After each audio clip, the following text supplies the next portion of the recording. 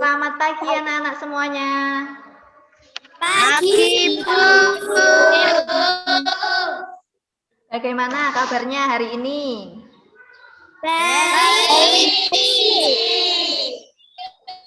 Alhamdulillah. Semoga kita semua senantiasa selalu diberikan kesehatan supaya kita tetap bisa belajar bersama meskipun kita masih belajar dari rumah. Dan jangan lupa kita harus tetap menjaga kesehatan dengan mematuhi protokol kesehatan melalui 3M. Yang pertama yaitu mencuci tangan, memakai masker, dan menjaga jarak. Ya, pintar. Sebelum pembelajaran dimulai, supaya kita dimudahkan dalam memahami materi pembelajaran, alangkah baiknya kita awali pembelajaran kali ini dengan berdoa bersama. Sambil mengadahkan tangan, ketua kelasnya dipimpin berdoa. Doa mulai.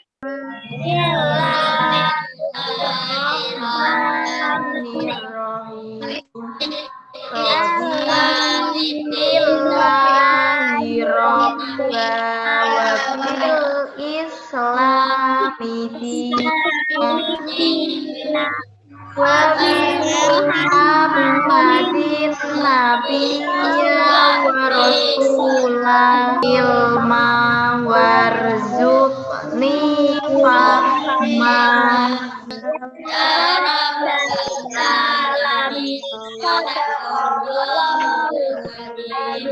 Nah, tadi pagi Bu Iva sudah mengirimkan link presensi. Apakah kalian semuanya sudah mengisinya?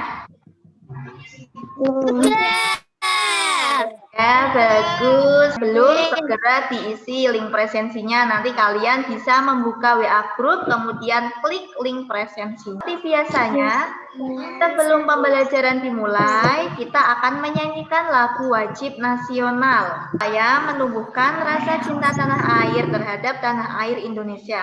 Dan hari ini kita akan menyanyikan lagu Indonesia Raya. Nyanyikan bersama-sama ya. Semuanya siap? Siap. Kepada anak-anak semuanya diharapkan berdiri.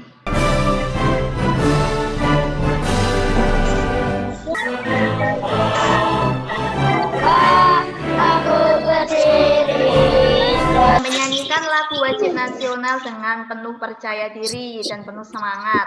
Nah, sekarang supaya lebih semangat lagi, marilah kita semua melakukan tepuk semangat. Baik.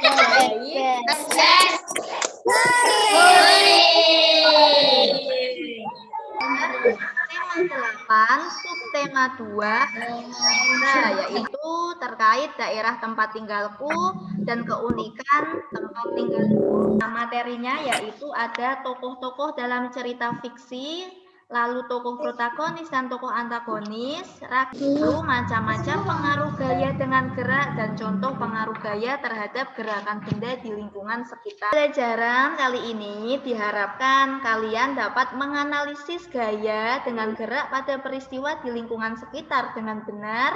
Kemudian diharapkan juga kalian dapat menganalisis macam-macam pengaruh gaya dengan gerak pada peristiwa di lingkungan sekitar. Lalu kalian juga diharapkan dapat menentukan macam-macam pengaruh gaya dengan gerak pada peristiwa lingkungan sekitar, antagonisnya, dan kalian juga diharapkan dapat menyampaikan hasil identifikasi tokoh-tokoh yang terdapat pada teks cerita dengan benar. Temuan kemarin, materi apa saja yang sudah kita pelajari bersama? Coba, siapa yang berani menjawab? Suku. Iya, keragaman suku. Selain keragaman suku, kita juga sudah belajar tentang keragaman apa? Budaya. Keragaman. Selain itu, kita juga sudah belajar keragaman pakaian adat. Dan apa lagi? Tarian, Bu. Oh iya, kita juga sudah belajar tentang keragaman tarian yang ada di Indonesia. Pernahkah kalian melihat pertunjukan tari tradisional? Pernah. Iya, pernah. Gimana kalian melihat pertunjukan tersebut? Dorongan. Oh iya, ketika kalian melihat seni barong, nah itu juga ada tarian tradisional ya. Nah, ketika kalian melihat pertunjukan seni tari, itu biasanya keunikannya apa yang kalian temui? Gerakannya. Iya, gerakannya. Selain gerakannya, apalagi yang kalian temukan? Kostum. Biasanya yang kalian lihat itu tari apa? Tari Iya, tari jaranan ya. Daerah itu memiliki jenis tarian dengan keunikan tersendiri. Nah, dari gambar yang kita tampilkan ini, keunikan apa yang kalian temukan? Gerakannya. Iya, gerakannya energik atau lemah lembut? Ya, gerakannya lemah lembut. Ya, siapa yang tahu ini tari apa namanya? Tari Gambyong. Iya, bagus, pintar. Ini namanya tari gambyong. Berasal dari manakah tari gambyong ini? Jawa Tengah. Ya, bagus. Dari ini tarian khas dari daerah Jawa Tengah. Keunikannya itu dari gerakannya yang sangat lemah gemulai. Ini menjadi keunikan tersendiri karena menggambarkan karakter para wanita Jawa Tengah. Selain itu, keunikannya dari busananya. Biasanya warna busana yang dipakai itu berwarna hijau dan kuning. Kenapa para wanita Jawa Tengah menggunakan kostum yang berwarna hijau dan kuning? Karena ini dijadikan simbol dari kemakmuran dan kesuburan. Selanjutnya, kita amati gambar tarian yang kedua. Apa ini namanya? Gerakannya berulang dan sederhana. Iya, gerakannya berulang-ulang. Selain ini kira-kira tari apa ya? Bali. Ya, tari Bali. Namanya tari apa? Lebih tepatnya. Ya, betul, pintar semuanya. Nah, dari tarian ini kira-kira keunikannya apa ya? Gerakan Ya, pintar. energi.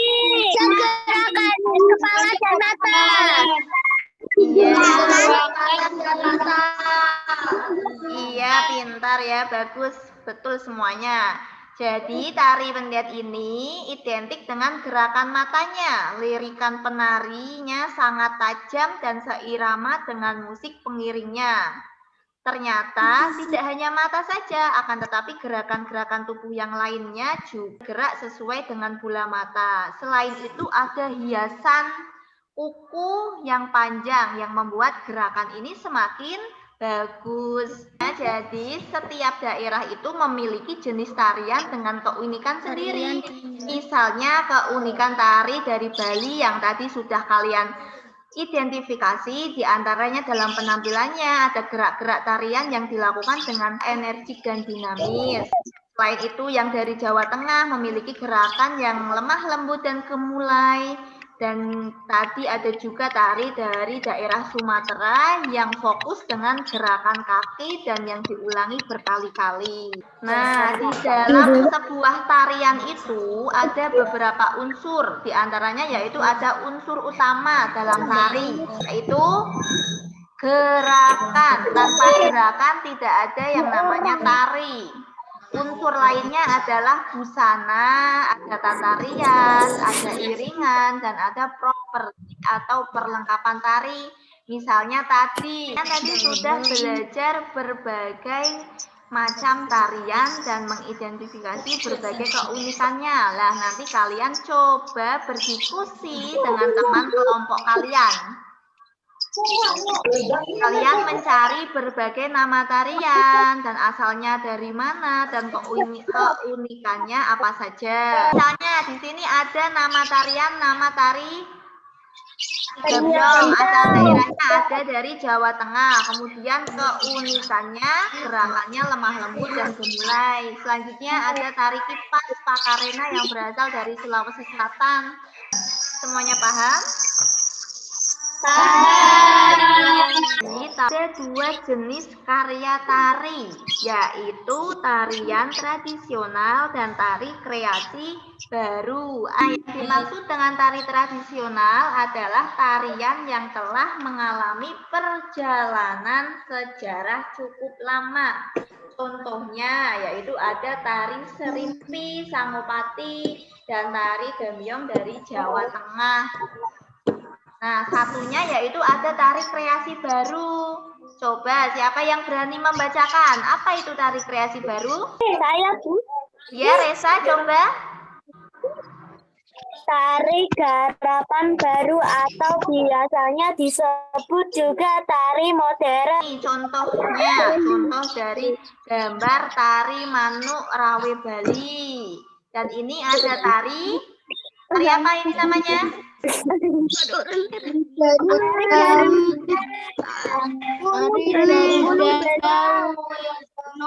Bali. Iya, tari Garuda Wisnu Bali. Dan ini tari apa namanya? Ini beberapa contoh tari kreasi baru.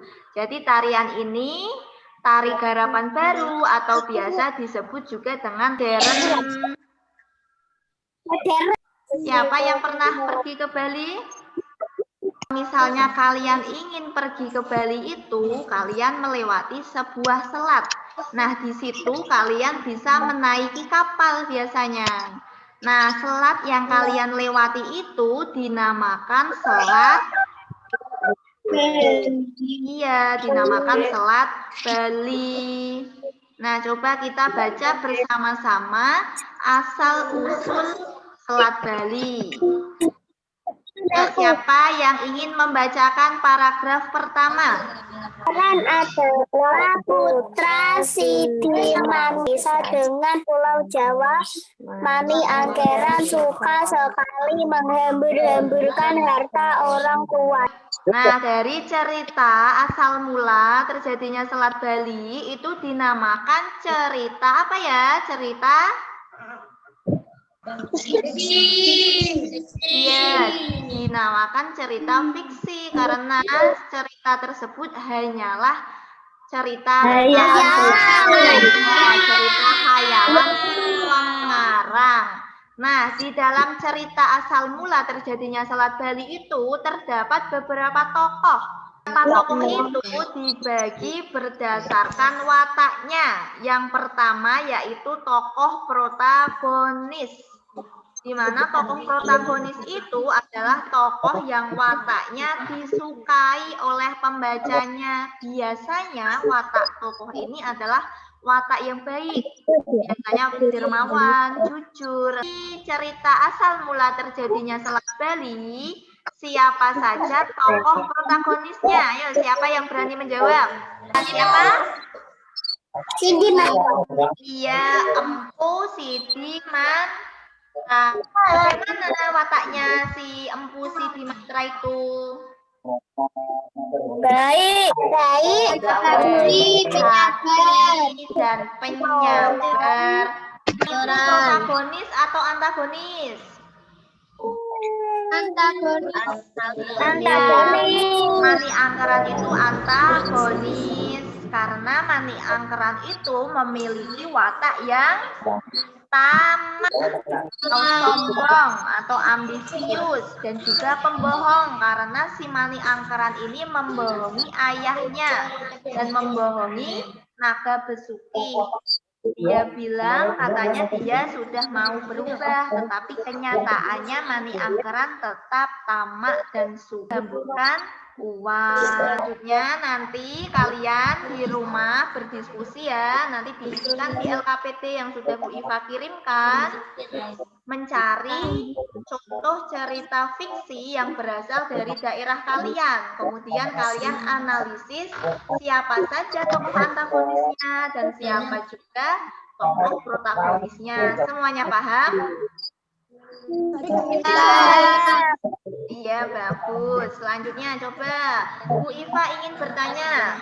Nah, tadi kan ketika tadi pagi kalian ingin pergi ke kelompok kalian masing-masing, kalian dari rumah itu berjalan kaki atau naik sepeda?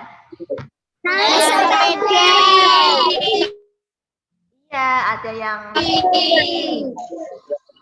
Iya, ada yang jalan kaki dan juga ada yang naik sepeda. Nah, ketika kalian naik sepeda, kalian mengayuh sepeda itu dengan lambat atau dengan cepat? Lambat. Ketika kalian mengayuh sepeda perlahan, kemudian kalian mengayuh sepeda semakin cepat, maka sepeda tersebut mengalami perubahan kecepatan dari lambat menjadi Cepat. iya, menjadi cepat. Nah, jadi kalian itu melakukan sebuah gaya. Untuk lebih memahaminya, ayo kita mengamati video berikut. Semuanya siap? Ya. Karena adanya gaya. Nah, jadi jelas di sini bahwa hubungan antara gaya dan gerak yaitu gaya dapat mempengaruhi suatu benda dapat bergerak, sedangkan gerak terjadi karena pengaruh gaya. Nah, jadi gaya dan gerak itu saling berhubungan. Kemudian selanjutnya kita akan membahas tentang gaya dapat mempengaruhi gerak benda. Gaya yang diberikan ke sebuah benda dapat mempengaruhi gerak benda. Nah, yang pertama yaitu gaya dapat mempengaruhi benda diam. Sebagai contoh yaitu ketika kita sedang bermain sepak bola. Kalian bisa perhatikan bola yang awalnya diam, kemudian kita berikan gaya yaitu berupa gaya otot kaki, maka benda diam atau bola diam ini akan bergerak menuju ke gawang. Itu artinya bahwa gaya dapat mempengaruhi benda diam. Kemudian yang kedua yaitu gaya dapat mempengaruhi benda yang bergerak. Contohnya ketika kita sedang bersepeda. Nah, ketika kita mengayuh sepeda dengan pelan, maka sepeda ini akan melaju dengan pelan juga. Begitu pula ketika kita mengayuh sepeda ini dengan cepat, maka laju sepeda ini akan semakin kencang. Nah, itu artinya gaya dapat mempengaruhi benda yang bergerak. Video yang sudah kalian amati tadi, informasi apa saja yang kalian peroleh? Perubahan gaya bergerak. Oh iya, tentang perubahan gaya dan gerak.